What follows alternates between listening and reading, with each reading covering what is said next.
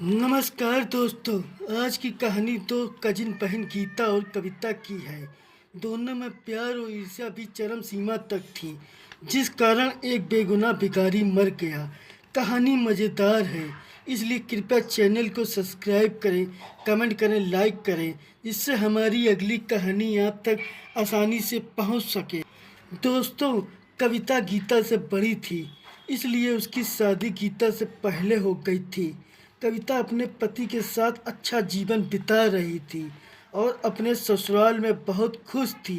गीता जब भी कविता को उसके पति के साथ खुश देखती थी तो वह बाहर से भी अपनी खुशी जाहिर करती थी, लेकिन अंदर ही अंदर वो कविता से जलती थी। इस बात को कविता भी जानती थी। दोस्तों, वक्त के साथ एक रोड एक्सीडेंट में कविता का पति मर गया और कविता विधवा हो गई। गीता कविता से जब भी मिलती तो उसे सहानुभूति देती थी, लेकिन अंदर से कविता के विधवा होने पर खुश थी। उसकी अंदर की इस खुशी को कविता जानती थी। दोस्तों, आखिर वो दिन भी आ गया जब गीता की शादी हुई। गीता का पति सुरेश एक प्राइवेट कंपनी में काम करता था। शादी होते ही सुरेश की किस्मत बदल गई। उसका प्रमोशन हो गया और एक नए शहर में उसका तबादला हो गया। अब सुरेश और गीता नए शहर चले गए और कविता अकेली पड़ गई थी और अपनी किस्मत को कोसने लगी थी। दोस्तों, आज सुरेश का अपने नए ऑफिस का पहला दिन था। सुरेश अपने घर से खाने का डिब्बा लेकर ऑफिस के लिए निकला। ऑफिस के कुछ दूर पहले एक चाय की टपरी के पास उसकी बाइक बंद हो गई। तभी उसने देखा कि एक भिखारी उससे खाना मांग रहा है। सुरेश ने उसे पैसे नहीं दिए, लेकिन उसे अपने खाने का डिब्बा दे दिया। भिखारी जल्दी जल्दी खाना अपने बर्तन में पलट लिया और डिब्बा सुरेश को वापस करके खाना खाने लगा। सुरेश को ऐसा लगा कि वह भिखारी कई दिनों से भूखा है। सुरेश हल्की मुस्कान लेकर अपने ऑफिस चला गया। शाम को इस बात को सुरेश ने गीता से नहीं बताया। दूसरे दिन सुरेश फिर ऑफिस के लिए निकला तो उसी टपरी के पास वह भिखारी फिर मिल गया और पेट पकड़कर भूखे होने का इशारा करने लगा। सुरेश ने बिना मन के आज फिर डब्बा उस भिखारी को दे दिया और खाली डब्बा लेकर ऑफिस चला गया। तीसरे दिन जब सुरेश ऑफिस के लिए निकला तब उसने सोच लिया था कि आज वह डिब्बा उस भिखारी को नहीं देगा। दोस्तों, पर जैसे ही वह चाय की टपरी आई, सुरेश की बाइक पंचर हो गई और सामने से वह भिखारी पेट पकड़ के खाना मांगने लगा। सुरेश हंसते हुए, ले भाई, तू खाना पलट ले, मैं भूखा ही दिन गुजार लूँगा। दोस्तों, ये सब लगभग 15 दिनों तक चलता रहा, लेकिन इस बात को सुरेश ने गीता को नहीं बताया।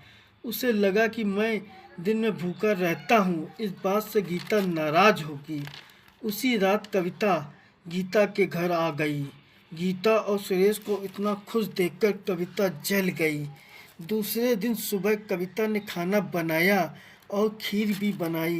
गीता का व्रत था, इसलिए गीता ने खाना नहीं खाया और सुरेश अपने खाने का डिब्बा लेकर ऑफिस के लिए निकल गया।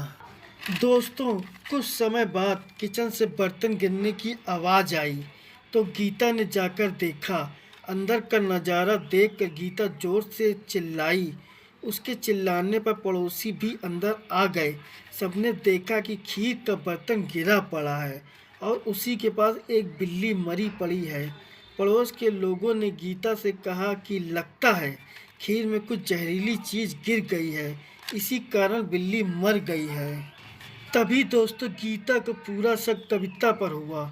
बगल में खड़ी कविता से जब गीता ने सच्चाई बताने को कहा, क्योंकि खाना आज कविता ने ही बनाया था, तो कविता रो पड़ी और कहने लगी, हाँ, मैंने ही खीर में जहर मिलाया है।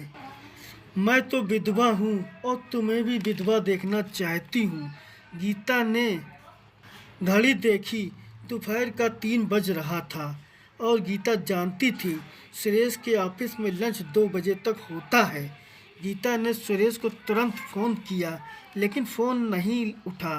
गीता और कविता ऑटो पकड़कर सुरेश के ऑफिस पहुंची और पूछते हुए सुरेश की सीट पर पहुंची, लेकिन सुरेश अपनी सीट पर नहीं था। तभी गीता फूट फूट कर रोने लगी। तभी सुरेश मीटिंग रूम से बाहर निकला।